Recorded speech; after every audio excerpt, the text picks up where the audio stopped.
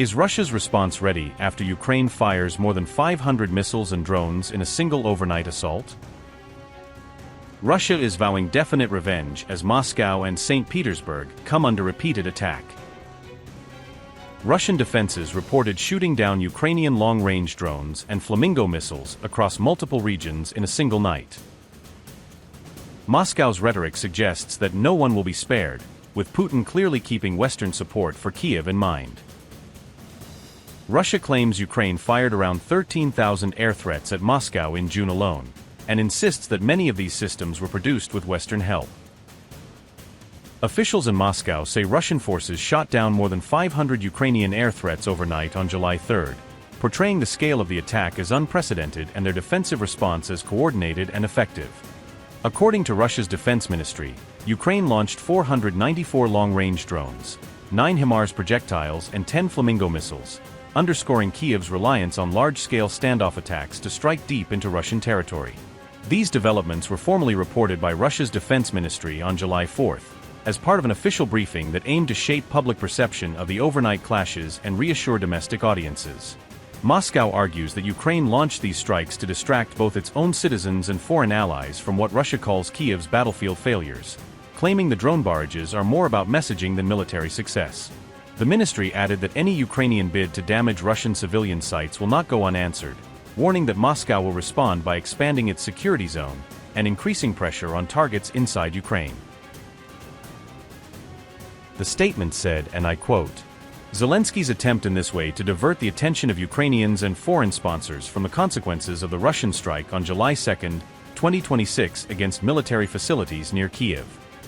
And the catastrophic failure of the armed forces of Ukraine in Kostiantynivka was thwarted by actions of Russian air defense systems.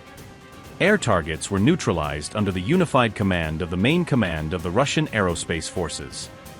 On all the lines of the air defense system created by professional and courageous actions of the combat. Crews of the anti-aircraft missile troops, mobile firing groups, and fighter and army aviation crews." Unquote. Russia says that, in June alone, it destroyed roughly 13,000 Ukrainian air threats, a figure intended to show both the intensity of Kyiv's long-range campaign and the constant pressure on Russian air defense systems. Moscow further claims that many of these drones and missiles were produced with backing from a majority of European countries, including the UK, using this narrative to frame Europe as a direct participant in the war. Earlier, Vladimir Putin called for a prolonged analysis of Western involvement in the conflict, suggesting that Russia will systematically review each foreign actor's role in prolonging the war before deciding how to respond. What I'd like to point out is that the more strikes the enemy attempts to launch against our civilian facilities, and of course, we must first and foremost do everything necessary to protect these facilities and defend civilians. But the more attempts the enemy makes of this kind, the bigger the security zone we will need to create in the surrounding territory, especially since, just like the other territories we are discussing today, this is historically Russian land. In addition, there should be a continued analysis of each instigator's involvement in prolonging the war in Ukraine. An analysis must be conducted on the engagement of each of them in actual hostilities. We need this analysis for making possible responsible decisions in the future. In any case, it could be necessary. From July 2nd, Russia launched a large-scale air and ground assault on Ukraine, combining missile barrages and offensive operations on the front lines to try to force Kyiv into a more vulnerable position. Moscow then declared the capture of Kostiantynivka in eastern Ukraine, while also conducting air raids in Sumy and Zaporizhzhia regions, touting these moves as signs that Russian forces are gaining ground.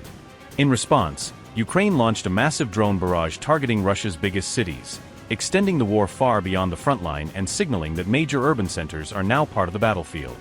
Volodymyr Zelensky said Ukrainian strikes also targeted Kronstadt, which hosts a significant military site, highlighting Kyiv's focus on hitting bases that support Russia's naval and aerial operations. Comrade Commander-in-Chief, the troops of the Joint Troops in the course of the special military operation continue to carry out tasks to liberate the Donetsk People's Republic, Zaporizhzhia and Kherson regions. In June, 29 settlements and 636 square kilometers of territory were liberated. The Kiev regime, in the absence of results on the ground, seeks to convince its Western sponsors to intercept our initiatives and significant advances on the battlefield. For this purpose, it conducts an information campaign, within which it demonstrates the alleged successes of the formation of the Ukrainian armed forces, and the territory liberated by the Russian troops is hidden under a neutral formulation. We have moved to the gray zone. At the same time, the offensive of the joint troops and military units of the joint troops is carried out in all directions. The highest pace of advance is achieved in the lines of responsibility of the northern and eastern troops. The northern troops, advancing in several directions at the same time, continues to expand the line of security at the border with the Russian Federation in the regions of Sumy and Kharkov regions of Ukraine. The advance in the direction of Sumy and in the area of the settlement of the White Well in the Kharkov region is successful. In June, 8 settlements were taken under Russian control. The Western troops are developing an offensive on the wide front in their line of responsibility in the Kharkov region and the northern part of the Donetsk People's Republic. In the direction of Kupiansk, the enemy does not leave its intentions to return the lost positions in Kupiansk. For this purpose, it has additionally transferred 11 battalions to this region, including 2 brigades of the Marine Corps, which are making unsuccessful attempts to break into the city and push our units to the east bank of the Oskol River. At the same time, the Ukrainian units are bearing significant losses. Since May 10th, about 2,500 Ukrainian servicemen have been destroyed in this direction, including more than 550 servicemen of the Marine Corps and 772 units of weapons and equipment. The liquidation of the enemy's formations on the east bank of the Oskol River in the area south of Borovoy continues. 4 settlements have been transferred under our control there: Shikovka, Novy Mir, Chernishkina, and Druzhilubovka. Street fighting is underway near Lyman. The liberation of the city of Krasny Lyman, an important administrative center and a large railway junction, which has a key logistical and operational significance for further development of the offensive in this direction. The southern group of troops is carrying out offensive actions to liberate the Donetsk People's Republic. The troops of the group liberated the city of Kostiantynivka, one of the main defense units of the enemy on the borders of the Slaviansk-Kramatorsk-Konstantinovsk fortified area. In addition, in June, moving towards Slaviansk-Kramatorsk, the troops of the Third Army have taken another 4 settlements under their control. Stubborn fighting continues along the line of responsibility of the group of troops in the center. The units and military units are developing the offensive in Seveny and Krasnoyarsk. The front line is moved 8.5 kilometers from the outskirts of the city. In June, Kutuzovka, Vasilivka, and Novy Donbass have been liberated. The front units of the group of troops have entered Dobropol and Anovka. The fighting continues in Belitsk, Shevchenko, Sajivka, and Krasnoyarsk.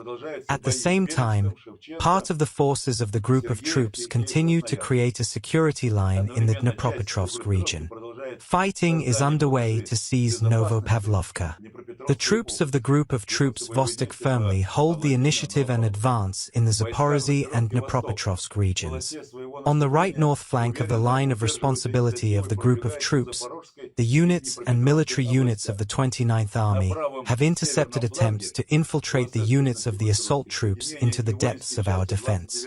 The units of the group of troops are actively advancing in the southern part of the Dnipropetrovsk region, increasing the security line.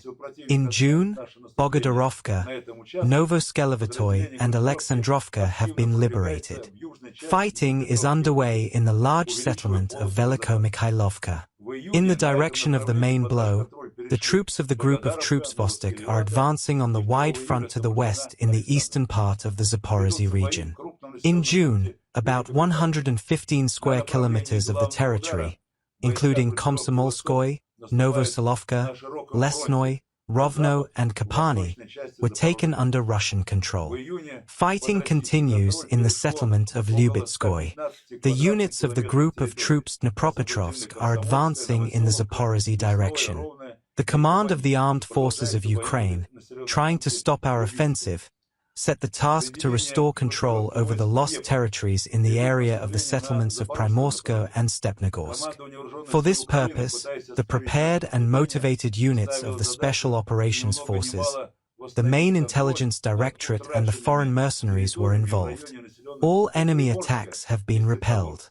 The assault units of the Dnipropetrovsk group are increasing the pace of the offensive. The front groups are located 9 kilometers from the southern outskirts of the city of Zaporozhye. The positions of the armed forces of Ukraine in the city center are under fire. The fighting in Orakovo and Preobrazhensk continue. In addition, according to the General Staff's plan, massive and group strikes on the facilities of the military-industrial complex of Ukraine and the energy infrastructure providing their functioning continue.